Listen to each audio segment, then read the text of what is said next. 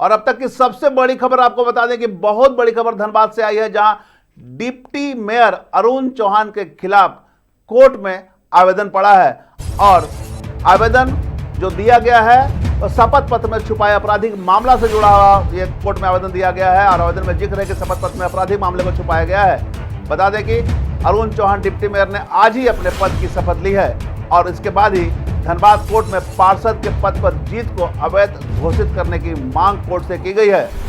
बता दें कि धनबाद से बहुत बड़ी खबर बता दें आपको कि ये जो खबर आई है ये डिप्टी मेयर अरुण चौहान के खिलाफ आई है और कोर्ट में इसके खिलाफ जो आवेदन दायर किया गया उसका सुनवाई गुरुवार को होगी। और ये आरोप लगाया गया है कि शपथ पत्र में 7 की जगह सिर्फ 3 आपराधिक मामलों का जिक्र किया गया है। कोर्ट में आज आवेदनकर्ता ने आवेदन दिया है और इस पर गुरुवार को सुनवाई होगी। पूरे मामले पर अब जानकारी दे दें कि नेहा कुमारी ने अदालत में अरुण चौहान के निर्वाचन को चुनौती दी है और जिस पर गुरुवार को सुनवाई होगी। अरुण चौहान ने आज ही डिप्टी मेयर का शपथ लिया है। संजीव सिंह मेयर ने उन्हें शपथ दिलाई है और दूसरी तरफ कोर्ट में जीत को अवैध घोषित करने की गुहार लगाते हुए आवेदन दायर कर दिया गया है और जिक्र किया गया है कि शपथ पत्र में आपराधिक मामले को छुपाया गया है, इसलिए उनके जीत को अवैध घोषित किया जाए। ये तमाम खबरें अब तक की बड़ी खबरें सामने आई है, जहां ये बातें सामने आई है। तो कुल मिलाकर अब गुरुवार को सुनवाई होगी, सुनवाई के बाद ही मालूम चल पाएगा।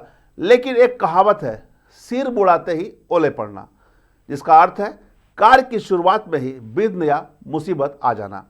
यह एक प्रसिद्ध हिंदी लोकोक्ति है जिसका प्रयोग तब किया जाता है जब कोई नया काम शुरू करते ही परेशानी या अप्रत्याशित नुकसान हो जाए। यह कहावत यहाँ पर चरितार्थ हो रही है, जहाँ एक तरफ डिप्टी मेयर की शपथ ग्रहण अरुण चौहान ने ली तो वहीं दूसरी तरफ डिप्टी मेयर अरुण चौहान के निर्वाचन को अदालत में चुनौती दी गई है। नमस्कार, मैं धीरेन्द्र और आप देख रहे हैं मिरर मीडिया। धनबाद नगर निगम के वार्ड नंबर 7 के पार्षद अरुण चौहान के पार्षद के रूप में चुनावी जीत को अदालत में चुनौती दी गई है। वार्ड नंबर 7 की नेहा कुमारी ने अदालत में याचिका दायर कर उनके चुनावी जीत को अवैध घोषित करने की गुहार लगाई है। इस बाबत जानकारी देते हुए नेहा के अधिवक्ता पंकज प्रसाद एवं के तिवारी ने बताया कि नेहा द्वारा दायर याचिका पर अदालत ने सुनवाई के लिए गुरुवार को तारीख निर्धारित कर दी है।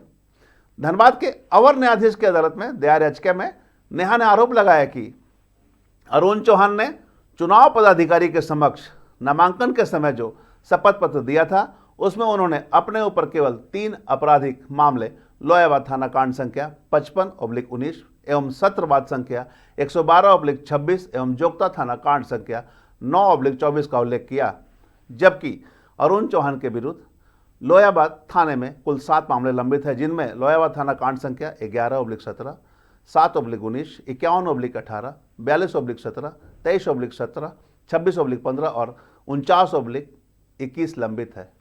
उन्होंने अदालत से प्रार्थना की है कि अपने विरुद्ध दर्ज आपराधिक मामलों को छुपाना और चुनाव पदाधिकारी को दिए शपथ पत्र में न बताना झारखंड म्युनिसिपल एक्ट 2011 में वर्णित प्रावधानों का उल्लंघन है, जिस कारण उनका चुनाव अवैध घोषित किया जाना चाहिए।